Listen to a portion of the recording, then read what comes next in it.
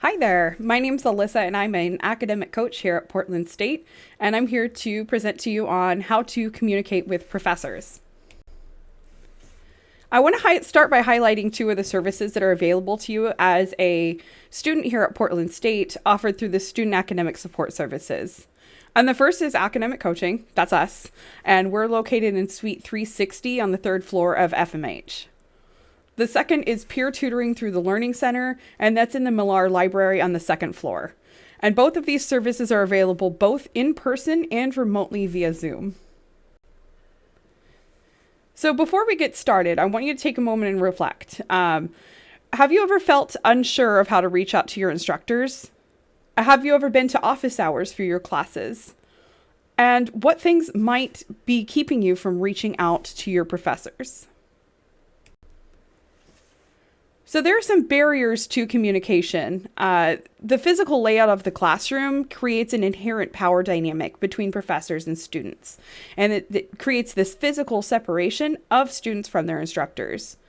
And there can be a lot of reasons why students have a hard time reaching out, and some of these being just the fear of being wrong or saying the wrong thing, not wanting to be a bother, the fear of retribution, like getting a lower grade because you reach out for help, or worrying that the instructor is too busy to answer emails. Trying to figure out how best to reach out, if it's something that causes you stress, it can be difficult. So it's helpful to understand what everyone's role is in the learning environment. So as a student, your role is to learn the material, to participate in classroom discussions, and to communicate your needs and ask questions. Your professor or instructor's role is going to be to guide and support the students and not only just grade the class assignments and exams, but to cultivate a learning environment where students feel supported. So you're here to get an education and your instructor is here to support you. So you have a right to ask questions. So let's take a minute and we're going to talk about office hours. So the whole purpose of office hours is for you to have time to get clarification on course material and talk to your professors. This is time that's set aside for this purpose, so you are not imposing by going. These are usually set up so you don't need an appointment, and you can either, depending on how your professor has things set up, you can either be in person or remote, and you can just show up. Now, if the times don't work with your schedule, it is okay to reach out to the professor to see if you can arrange an alternate time to meet. If for some reason, if you're nervous about going alone, you can bring another classmate with you, and it can be useful to hear their questions as well. So why office hours? So first off, you can go to office hours to get clarification about class material. It could be directions for an assignment, something that was said in class expectations, or really anything else course related. It could be that you have some questions that remain after class, or sometimes you have questions that come up while doing your homework or while you're studying. You might also be really interested in what your professor's doing. So it may be stuff that you want to do in the future, and you can use the office hours time to talk to them about their own experience. This can also be a time to explore opportunities. So if your professor has their own grad students and they have research, there might be a chance for you to get involved, and you can use this time to ask. And lastly, it could be that you're trying to develop a professional connection. So at some point in time, you're going to need letters of recommendation from professors, and you can use those office hours to practice that professionalism and work on your relationship and work on your relationship and your communication building skills. Having a successful meeting with your professor during office hours should not be stressful in itself, but doing a little preparation beforehand can ensure that you're getting the most out of your time. So before the meeting, you want to decide what it is you want to get out of it. You can prepare your questions beforehand. You could write down some notes. This is my favorite way to do it. Just write down some notes. It could be you need help with an assignment or you're asking some questions. And then also you want to make sure, if you have a question, to double check the syllabus beforehand to see if your professor has already laid out some specific guidelines or recommendations. Then you want to make sure to bring all of the materials that you need to ask your questions. So it's not the best idea to assume that your professor has everything on hand. They tend to have a lot of classes. So also make sure to have have some materials with you for taking some notes while you're meeting. You also want to make sure to give your instructor context. Like I just said, some professors are teaching multiple classes, most of them are. So remind them quickly just what class you're taking and what material you're asking about. So even if they know and recognize you, they may just need a moment to mentally adjust from other tasks. Then you want to make sure to come in with a positive outlook and be polite. So remember, your professor is a person too. And if you're coming in because there's something you're concerned about, just make sure to take care of yourself and your emotions before, so you can make sure that you're communicating effectively. You may be coming in pretty overwhelmed, but making sure that you're emotionally centered before going into your meeting can make sure that you can communicate what it is that you need. Now, this is a summary of kind of our checklist of what we would recommend to do before, during, and after office hours. This is provided for you in the handouts, and I encourage you to use office hours to see or to treat office hours like a habit. So it's more of a preventative measure, and if attending regularly can help you to avoid crisis. Now, let's take a second to talk about emailing professors. So how do we know if an email is going to be the right thing to do or if a face-to-face is better? In general, emails are good for simple questions. It could be for something that's just for clarification, or you could even use it as a chance to set up a face-to-face meeting. Face-to-face meetings are going to be better for things where you're going to want to have a back and forth conversation. So that could be things like going over exams or assignments or discussing your grades. And face-to-face meetings can include in-person or remote. It could also be going to office hours. Or remember, it's also okay if you don't have the time in your schedule, or if there's a conflict with the professor's regular office hours, to set up a time to meet if those hours don't work for you. Now, there's a lot on this slide, but we want to give you some tips. So when you are sending an email, you want to make sure to always use your PSU email account. And this is important to make sure that your message doesn't go to spam. You also want to make sure to format your email appropriately, and we're going to have this in a following slide. And then use proper spelling, grammar, and punctuation. This is a great practice for future professionalism in a very low-risk environment. And just remember, there's also a higher communication aspect or communication expectation above what you would expect in a casual conversation with your friends. Also, just be concise. So you only need to include what you need your professor to know.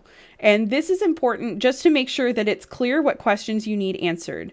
So if you provide too much information, too much backstory, your question might get lost in the sauce. And so it's always okay to write things out, write out all the things you would say, and then edit out to just what you need.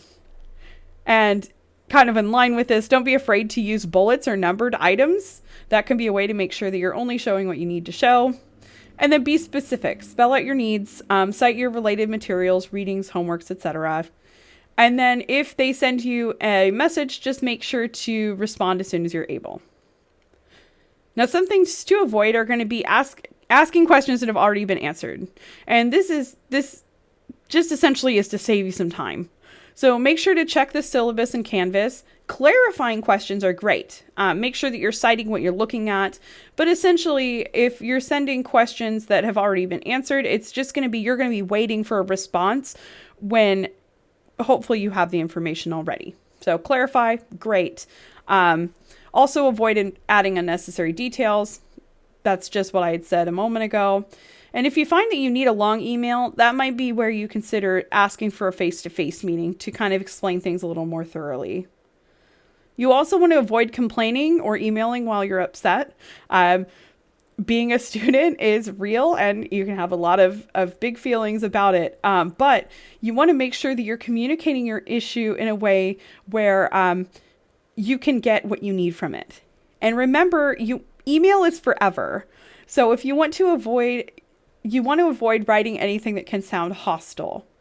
If you're feeling really upset about things, it's good to have someone else read over it or put it through one of our recommended AI tools that we're going to have in another slide here. And also, you can reread your draft email after an hour if you're still feeling kind of charged. And we also want to avoid apologizing if it's not necessary. So let me show a few examples of that. So instead of feeling like you need to say, I'm sorry for bothering you, it can be better to say, thank you for making time for me. Instead of saying, sorry, I don't understand, you can say, could you clarify for me? Or sorry, does that make sense? Or I'm happy to answer any questions. And instead of saying, sorry for not responding sooner, say, thank you for your patience. So here are some additional tips. And the first one is to set up your email signature. So this is going to be something that gives information about you and your credentials that you don't have to say everything outright. And it's also just good practice because most jobs are going to require you to set one of these up. And there's a lot of different ways that you can set these up, but this is an example with some common components. So for this this hypothetical student, they included their name. Your pronouns are optional. We also recommend including your major and your graduating class. It can be helpful to include your department in the school or your school name and email. It seems redundant, but it can be potentially helpful if you're in an email thread with multiple people. And then you can also include the school's logo. This is something that's included on Portland State's website, and we recommend adding the logo in addition to using the school name in case your email recipient is using a screen reader. Another tool we recommend just to help you put your thoughts in order is called Formalizer, and this is from Goblin Tools, which is one of our favorite resources in coaching right now. So this is a way to brainstorm professional emails using an AI tool, and it's great when you don't know exactly what you need to say, but we want to kind of drive home that this is a tool and doesn't replace you. So if you generate something, you want to edit the response to reflect your own voice. And this is a learning aid. This is not and should not going to do the job for you. So it's balance. It's okay to use this to make something look formal, but also you could take something that seems a little too formal to make it sound more natural. And that's the thing with using AI, is to use it as a tool, and then your job is to take it from sounding robotic to bring it to sounding more human and more like you. There's also another tool that we recommend called the Judge, also from Goblin Tools. Again, it's another AI-based tool, and this is something that can be really useful if you want to make sure that your point is likely to be interpreted how you mean. So what you can do is you can paste your email response in the tool to see that what you're saying is how you want it to be intended. And this is especially helpful if you are frustrated or if you're just kind of otherwise not in a great place. You can use this kind of the reverse way, where if you're trying to see if you got an email from somebody and you're having difficulty interpreting the tone, you can input it here too, to kind of judge and see what the tool would say is likely based on what they said. So you have to remember that sometimes professors are more formal or concise, and it can appear cold, but it's technically just professional. You can also generate a response using the tool, and again, use it as a template and learn from it. And then just take the results with a grain of salt, because it is just a computer program. But it can be really helpful if you're in a pinch. Now, if you're looking to write an email to a professor, there's certain things that you should include. So this is kind of a list of things that you would want to have. First of all, always, always, always include a subject line. It's best to include the course number and your section number. Then you're going to want to have a salutation. So you're going to want to be respectful and use their last name and title, unless there's something established in class where they prefer to be called maybe by their name or something. You also want to include background information, how they know you and how you know them. The purpose of your message. So why is it that you are emailing them? So get to the point as quickly as possible. And then don't forget to sign off. That can look a lot of different ways. It's kind of, you'll develop your own style as you go.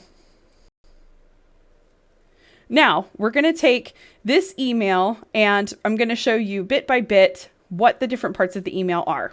So here we are. We have a subject line with class information. We have the professor's name. We've got a salutation. We've got their title. And then we've got a bit here showing how you know them. Now you have your purpose for emailing, how you tried to find the answer. That's a very helpful thing to put in there. And your question.